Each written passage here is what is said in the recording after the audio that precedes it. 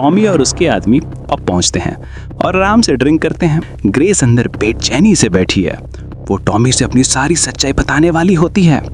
अचानक आर्थर अंदर आता है और कहता है, बिली किम्बर और उसके लोग हथियार लेकर इसी तरफ आ रहे हैं, लड़ाई हो सकती है। टॉमी तुरंत घर लौटता है और अडोर पॉली से कहता है, तुम दोनों सुरक्षित जगह चली जाओ।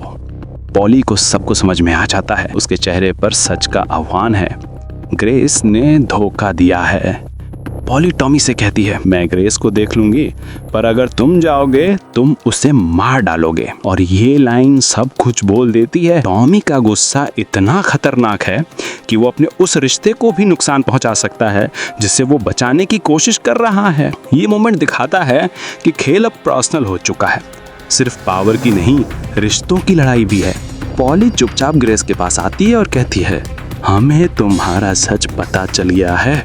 फिर अचानक ग्रेस पिस्तौल निकालकर पॉली की तरफ तान देती है। पॉली सीधे बात पर आती है, जंग खत्म होने के बाद शायद टॉमी तुम्हें माफ कर दे और तुम्हें अपने पास ले ले, लेकिन मैं तुम्हें कभी माफ नहीं करूंगी। इसलिए तुम अब ये शहर छोड़कर चली जाओ, वरना मैं तुम्हें जान से मार डालूंगी। ग्रेस जाते समय पॉली से कहती है, तुम्हें डर है कि तुम टॉमी को खो दोगी। बात अब पर्सनल हो चुकी है। पॉली का भय और गुस्सा साफ है। वो अपने परिवार को बचाना चाहती है, पर ग्रेस को सजा भी देना चाहती है। अब सीन शुरू होता है। टॉमी अपने भाइयों और कुछ गिने चुने आदमियों के साथ खड़ा है। उसके सामने दुश्मन है, बिली किम्बर और उसकी बड़ी फौज। लेकिन टॉमी जानता है ये लड़ाई सिर्फ बंदूकों से नहीं, हिम्मत से जीती जाती है। वो अपने भाइयों की तरफ देखता है और बोलता है, हम कम हैं पर डरने वाले नहीं। आज जो गिरेगा उसका नाम हमेशा जिंदा रहेगा। उसकी ये बात सुनकर सबके अंदर एक अलग ही जोश दौड़ जाता है। टॉमी की हर बात में लीडर की ताकत झलकती है। दूसरी तरफ ऑफिसर मॉस कैम्बल को खबर देता है कि शहर में बड़ी गैंग वॉर होने वाली है। लेकिन हैरानी की बात ये कि कैम्बल सब पुलिस वालों को शहर से बाहर बुला लेता है। यानी अब साफ है, बिली किम्बर और टॉमी के बीच होने वाली इस जंग के पीछे कैम्बल की चाल है। वो चाहता है कि दोनों गैंग एक दूसरे को मिटा दें ताकि उसे किसी से लड़ना ही न पड़े। कैम्बल की चाल दिखाती है कि वो सीधा वार नहीं करता, बल्कि परिस्थितियां हथियार बनाता है। और अब सब कुछ तैयार है उस लड़ाई के लिए जो पीकी ब्लाइंडर्स के इतिहास में दर्ज होगी। टॉमी पब में बैठा ग्रेस को याद कर रहा था। तभी उसका छोटा भाई दौड़ता आया और कहता है, बिली किम्बर आ रहे हैं। अब दोनों फौजें आमने सामने खड़ी हैं। सबके हाथ में सिंगल शॉट हथियार हैं। एक गलती सब कुछ मिटा सकती है। अचानक फ्रेडी थॉर्न एक ऑटोमेटिक मिनी मशीन गन के साथ टॉमी की टीम में आ खड़ा होता है। हवा में टेंशन और भी बढ़ जाती है। अब एस्केलेशन को रोक पाना मुश्किल है। तभी अड्डा बीच में आकर अपने बच्चे को लेकर शांति की गुहार लगाती है। वो लड़ाई को रोकने की कोशिश करती है। बीच में ही बिली किम्बर अचानक पिस्तौल निकालता है और टॉमी पर गोली चलाता है। पहली गोली सीधा टॉमी के सीने में लगती है। दूसरी गोली की राह में डैनियल ओवन आकर टॉमी को ढाल बनता है। वो खुद वक्त पर रहते बचाने की कोशिश में शहीद हो जाता है। टॉमी को क्षण के लिए सन्न रह जाता है। युद्ध की आवाजें उसके कानों में गूंजने लगती हैं।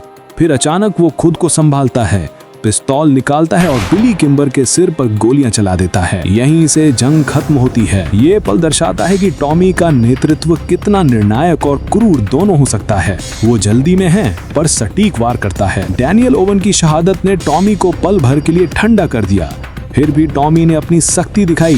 फ्रेडी का आना एस्केलेशन था।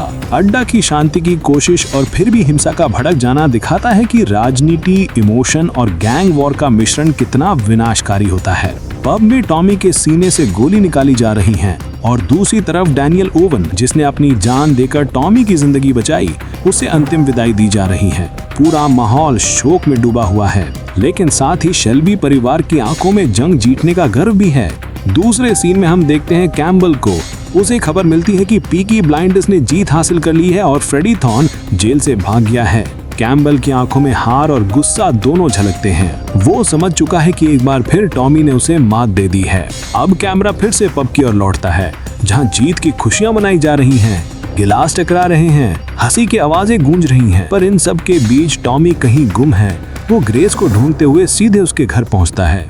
ग्रेस उसे देखकर घबरा जाती है। वो सफाई देने की कोशिश करती है कि उसने धोखा मजबूरी में दिया। वो कहती है, मैं 1 हफ्ते के लिए लंदन जा रही हूँ, तुम अपना काम निपटाकर वहाँ मेरे पास आ जाना। ग्रेस टॉमी को अपना लंदन का ड्रेस देती है। फिर हम देखते हैं टॉमी अपने ऑफिस में बैठकर ग्रेस के लिए एक लेटर टाइप कर रहा है।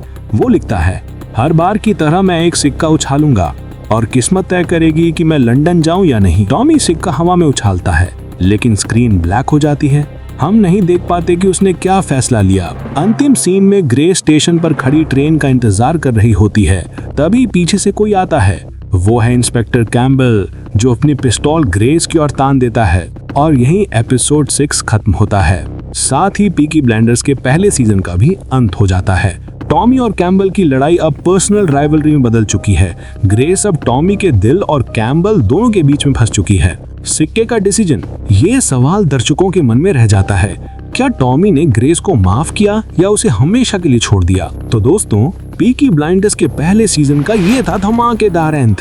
टॉमी की किस्मत ने क्या फैसला लिया, ये तो सीजन 2 बताएगा। अगर तुम्हें ये वीडियो पसंद आई हो तो लाइक करो, कमेंट में बताओ क्या टॉमी को ग्रेस को माफ करना चाहिए था, और चैनल को सब्सक्राइब कर लो ताकि सीजन 2 की शुरुआत तुमसे मिस ना हो जाए। मिलते हैं अगली वीडियो में Peaky Blinders season 2 episode 1 the rise of Tommy Shelby की एक्सप्लेनेशन के साथ। Till then stay sharp, stay Shelby.